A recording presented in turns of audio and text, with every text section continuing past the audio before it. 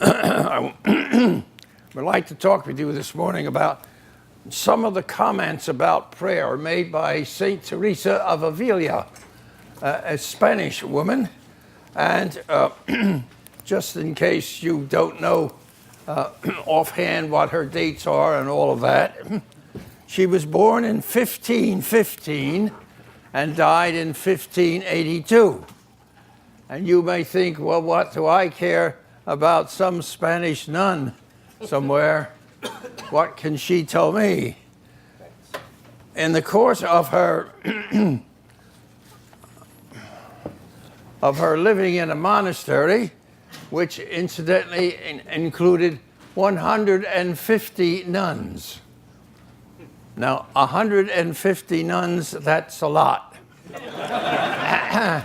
And the tendency is to reduce the demands a little bit, you see.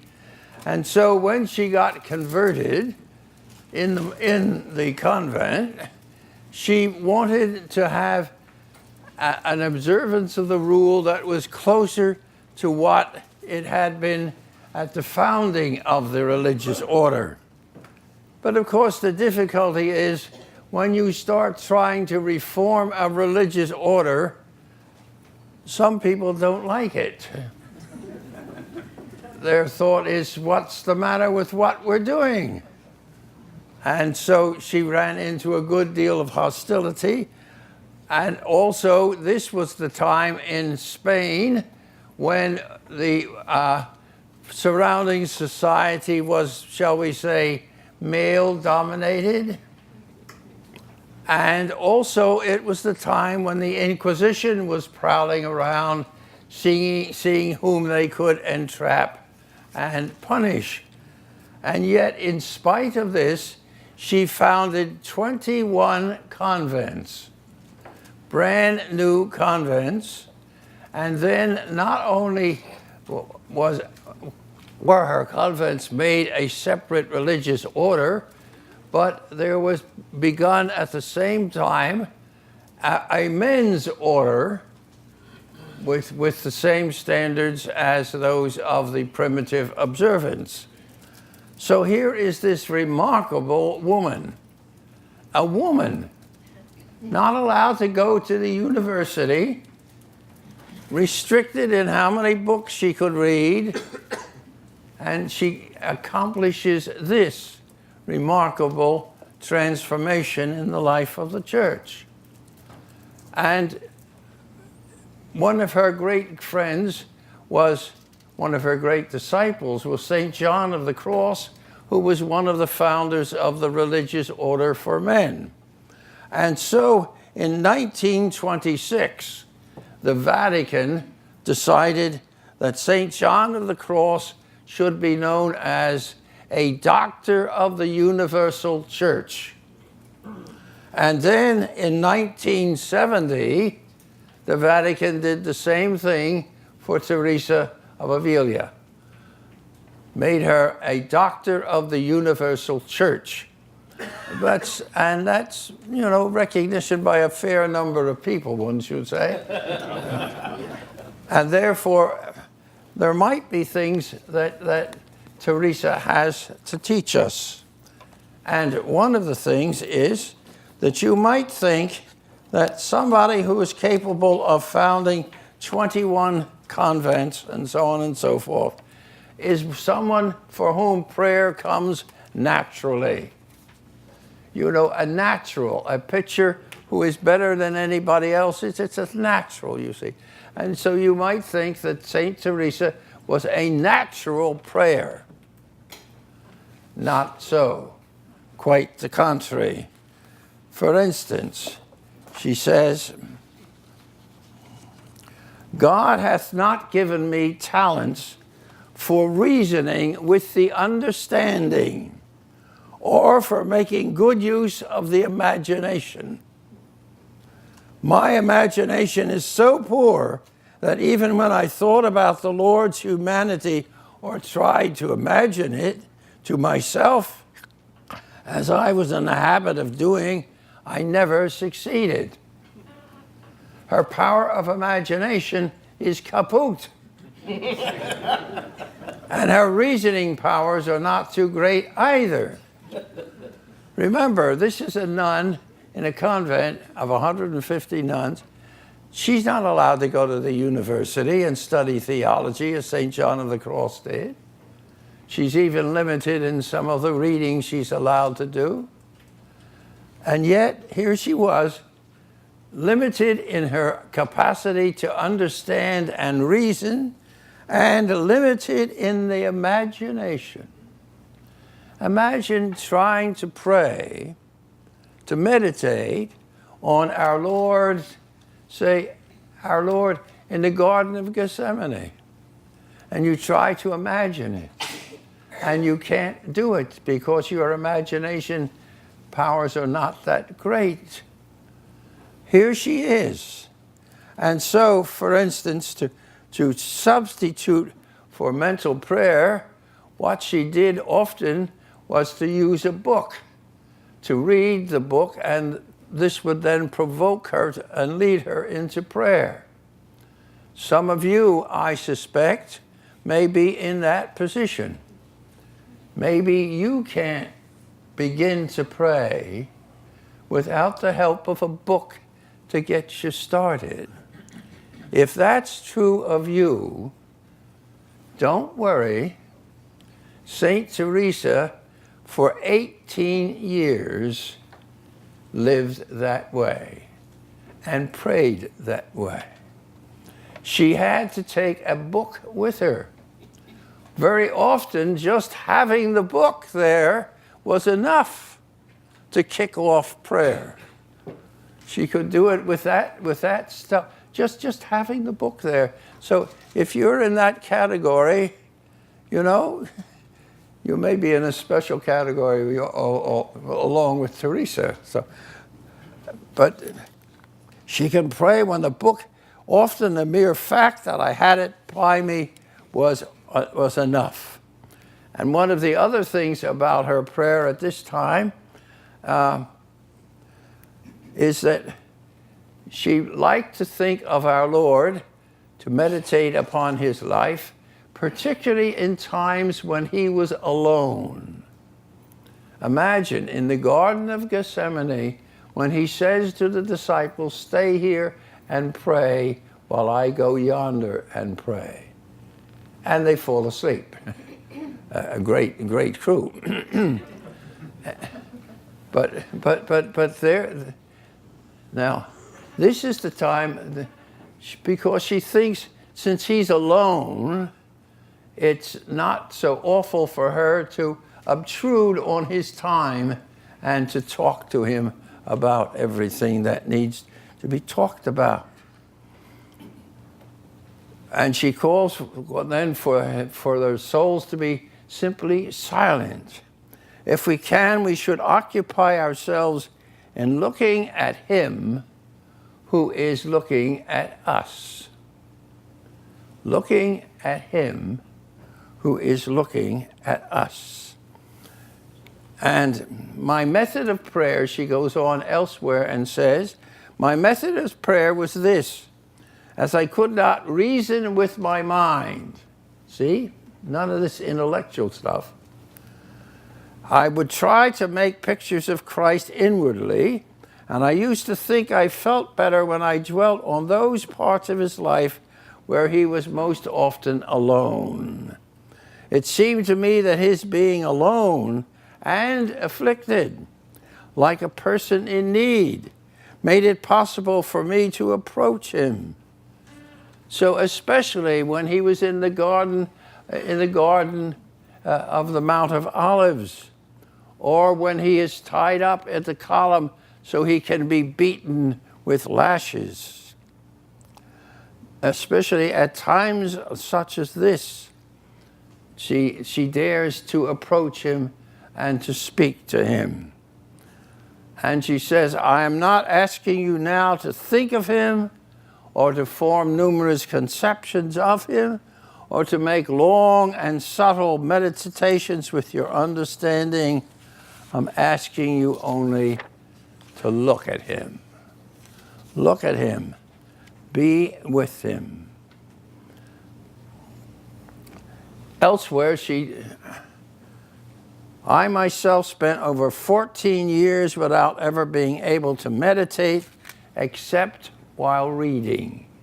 If you're in this category, it's not a bad one. I'm not asking you now to think of him or to form numerous conceptions of him or to make long and subtle meditations with your understanding. I'm asking you only to look at him. She warns people about being bashful in the presence of God. Don't be bashful.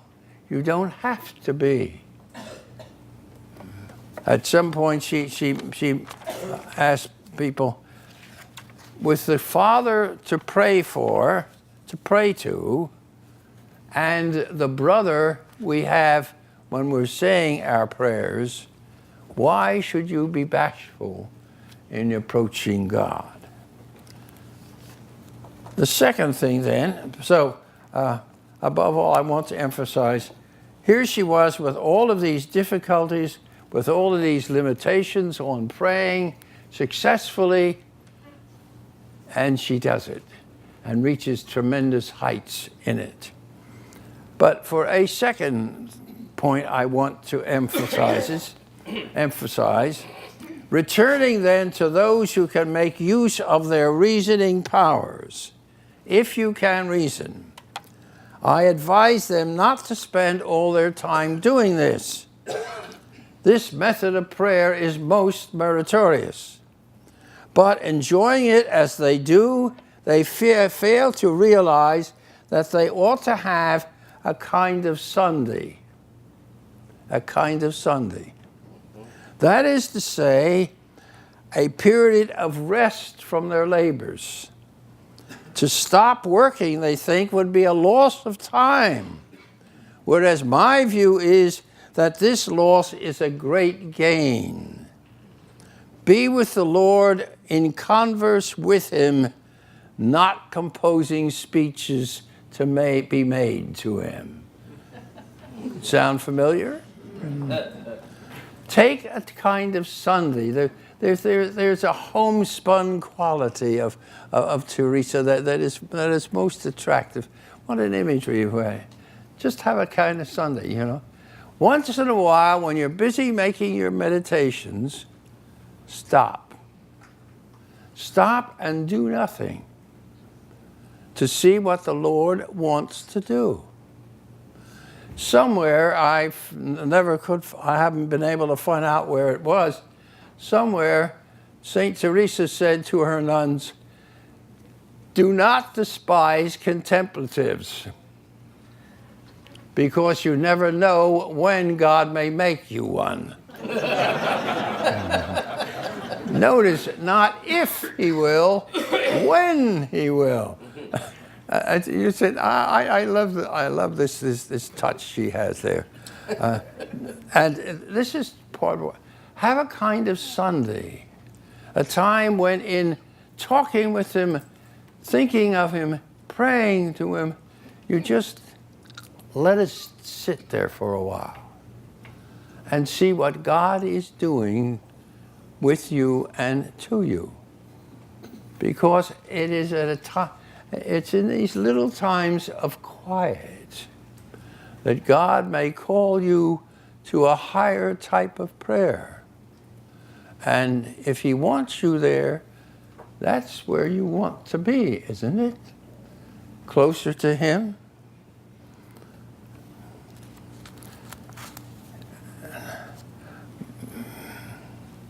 She says also, we must sometimes remain by his side with our minds hushed in silence.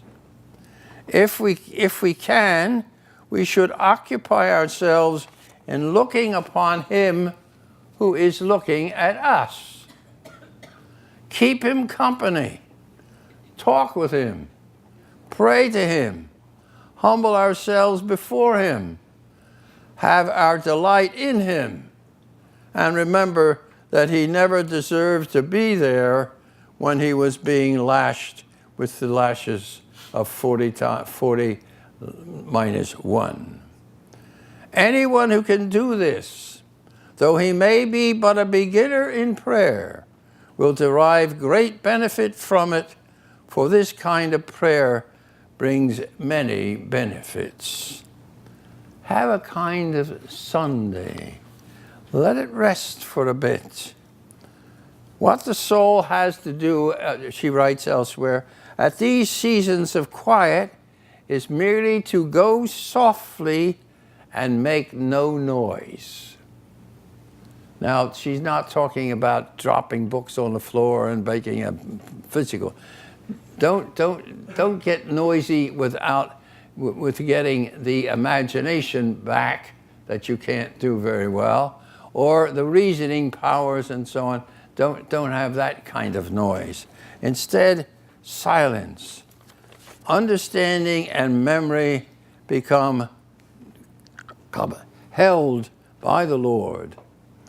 She reminds us elsewhere, I'm not asking you now to think of him or to form numerous conceptions of him or to make long and subtle meditations with your understanding. I'm asking you only to look at him. To look at him who is looking at you. Now, one of the questions that Teresa asked, I want to put this one in there. My method of prayer was this. As I could not reason with my mind, I would try to make pictures of Christ inwardly. And I used to think I felt better when I dwelt on those parts of his life when he was most often alone. It seemed to me that his being alone and afflicted like a person in need made it more right for me to turn to him. And then the next thing I would like to call to your attention is St. Teresa understands where we are in our prayer lives and why we get so frustrated on occasion. And so she asked the question, if words do not fail you when you talk to people on earth, why should they do so when you talk to God? Not a fair question. If words don't fail you when you're talking with your neighbor, why should the words fail you when you talk to God? But it happens, doesn't it? Over and over and over again. See, she's been there. That's one of the things. She's been there, and so where she's been, who knows what God has in mind. But if words do not fail you when you talk to people on earth, why shall they do so when you talk to God? We need to feel, we have no need to feel strange in the presence of so kind a guest. We must talk to him very humbly, as we should to our Father. Ask him for things for which, as we should ask a father. Tell him our troubles. Beg him to put them right, and yet realize that we are not worthy to be called his children. And as she says elsewhere, as what I mentioned earlier, avoid being bashful with God, as some people are, in the belief that they're being humble. Say how humble I am. Well, no. Now, she does insist that we must not be unmannerly simply because God is so good. But when you speak as it is right for you to do with a guest as a Lord, it is well that you should think of who it is that you are addressing and what you yourselves are. Namely, a sinner in need of redeeming and a few others. Let's say, if only that you may speak to him with proper respect. Now, she insists on a proper respect in our approach to God, but on the other hand, in her own prayer, it's fascinating to see there's a directness, a simplicity, there's an immediacy in the way she herself prays to God. For instance, she was at one point, she was in a city in Spain where she was trying to found a new convent, one of those 21, and she couldn't find a house that was right, that was big enough but not too big, not too expensive, and she was trying to have real trouble finding a house for these nuns. And it was about 2 days before they had to move in. And she was beseeching the Lord to straighten out this problem. And there was the other little touch that she didn't have any money to buy the house.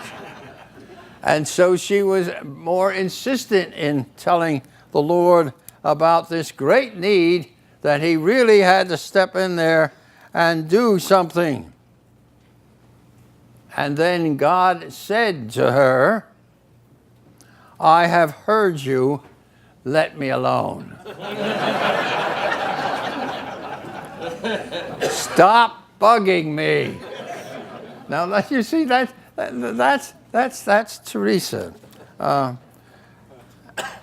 I was as happy about this as if I already had the house.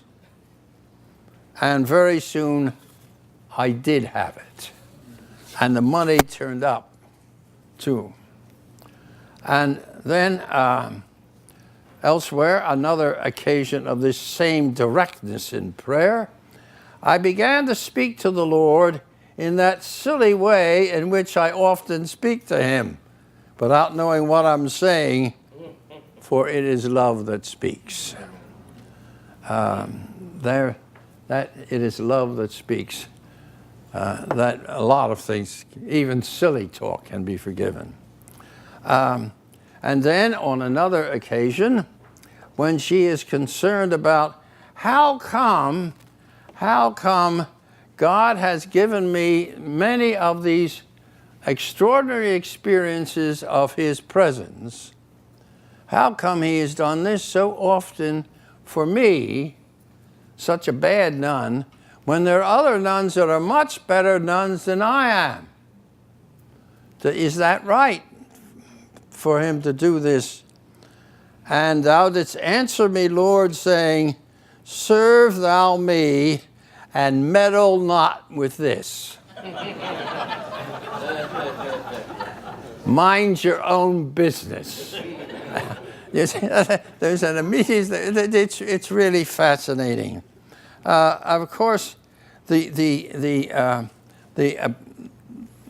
real piece de resistance of that is there was an occasion when they were traveling by carriage in Spain in the winter time, and the roads were muddy and rutted. Remember, there were no autobahns, and the Germans hadn't built them yet, and much less our interstate. But and they got to a stream, a river that was flooded, and over its banks, but they decided they had to try to get the carriage, the wagon, across the river anyway. And they were doing fine, and then it slipped off the rock, and it's not clear whether it dumped Teresa and the nuns in the river or whether they were standing on the shore when it happened. That's not clear. But what is clear and unquestioned is what she said to the Lord when this happened. She turned, and you can sort of see her putting her hands on her hips, turned to the Lord and said, "If this is the way your majesty treats your friends, it's no wonder you have so few of them."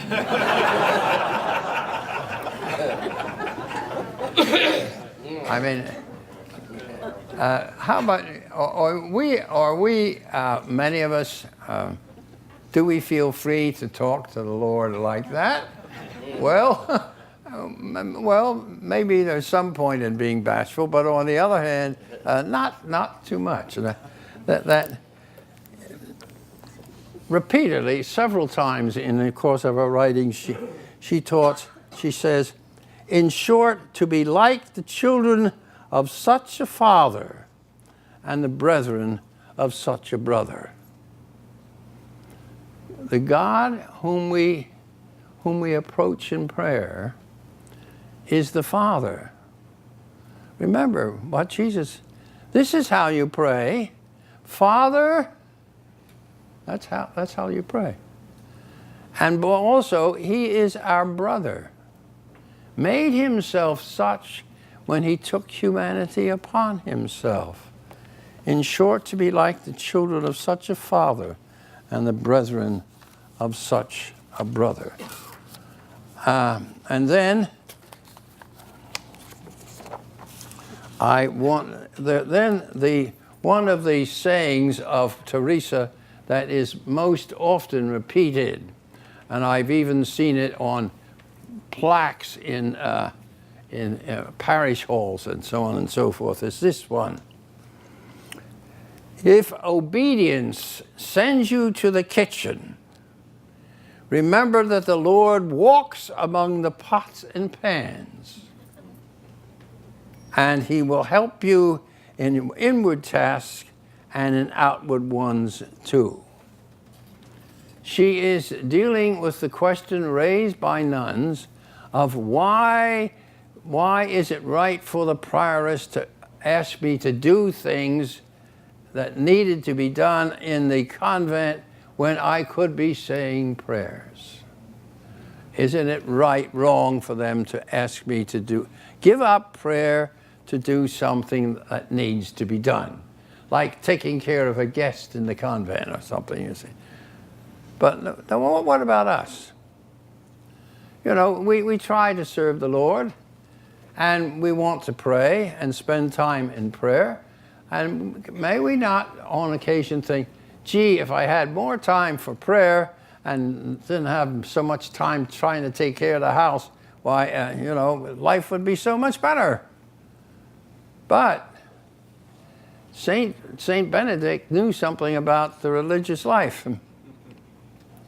And Saint Benedict insists that there is such a thing as work to be done by the monk, because we can't always be at the high level. You know, you can't be at your best all the time.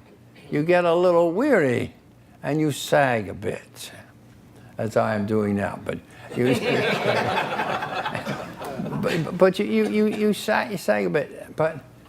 But what's the? She's saying, look, it would be a bad business if we could practice prayer only by getting alone in corners. And again, there's that Teresa touch. If they do this in order to please God, they know quite well that he is better pleased with obedience than with sacrifice. We all of us have ordinary things to do. I can remember when a captain of submarines took me to see a World War II sub for the first time. And when I climbed down, in the tower and standing there in this World War II sub, here on the bulkhead were cans of tomato soup and beans and things like this. And it suddenly came to me, having seen movies of submariners and torpedoes being shot, and here was, cans of soup. But somebody had to be cooking the soup, didn't they? In order for the crew to be keeping going so that they could fire those torpedoes, you see. And so what about us? Duties of my state in life. What's my state in life? The duties of my family, or my parish, maybe the diocese thrown in there. Who knows? Bishop would like that, but anyway. But aren't there all of these? How much time do you have to spend in sleep? How much time do you have to spend going to the grocery store? How much time do you have to spend walking among the pots and pans? I can see why people love that so much, that saying of Teresa. If obedience sends you to the kitchen, if obedience to the things you have to do, if it sends you to the kitchen, our Lord walks among the pots and pans. And one or two just little touches of Teresa with which I will close. She wants her houses of nuns, to be small and poor, dependent upon charity. To be poor and small, like our King, who had no house save the porch in Bethlehem where he was born and the cross on which he died. Not bad, huh? No house.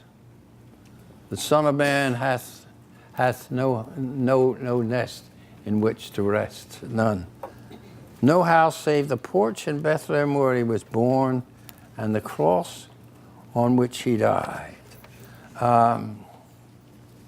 Another touch that I would like to share with you. It comforts me to hear a clock strike. For when I find that another hour of life has passed away, I seem to be getting a little nearer to the vision of God. How many of us could say that and really be truthful when we say it? And yet she can. And there's a prayer she wrote within the exclamations of the soul to God, one of those little touches. Oh, my joy, Lord of all things created and my God, how long must I wait before I shall see thy presence? O long life, O grievous life, O life which is no life at all. Oh, what helpless loneliness. When shall it end then, Lord? When shall it end? How do we feel about that quote? I have mixed feelings about it myself. And yet, you see, isn't this typical of her? When the clock strikes, you're 1 hour closer to God's wrapping up this whole creation and saying, now at last it is done, and it is done right. Doesn't that perhaps make us remember the ending of one of the epistles to the Corinthians? O Lord my God, come.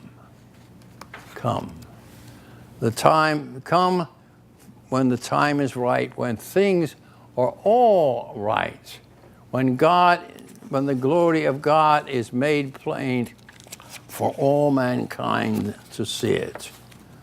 So there's a little bit of Teresa. I read everything she wrote from the beginning to the end. Took a while. But these little touches, they're marvelous. I love them, and I hope you have caught a little bit of my enthusiasm for her, because and therefore will read it yourself and be encouraged to pray as she wanted her nuns to be. There's so much in her that in her writings that is worth dealing with, and so thank you very much.